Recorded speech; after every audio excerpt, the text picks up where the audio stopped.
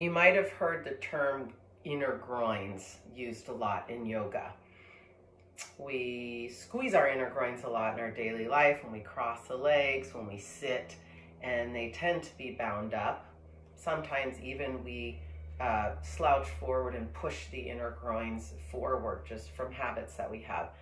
The block can illuminate what is happening in the groins. I'll show you. We're going to start with the narrowest side because it's the easy. It's just more easy to put in there to start with. So I place the block on the inner upper thighs and I grip my femur heads from the outside. I grip that block and I roll the thighs in to take and soften the inner groins back.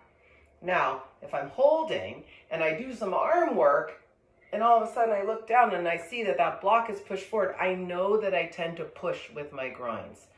So I go back and roll the thighs, take the block slightly back, and grip the femur heads so that when I work my arms, I learn to take that block back. So it is bringing the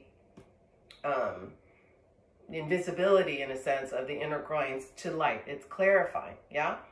Another thing that this does, and it can be felt more when the block is wider, but at first it kind of gets hard to put that block in there, is when I stamp on the heels, I pin the hips in, take the groins slightly back. You can feel so much of how your muscles work. With the block wider, you can also feel that the stability of the legs, the clarity, correct action work of the legs really creates a lot of width and openness and openness in the abdomen.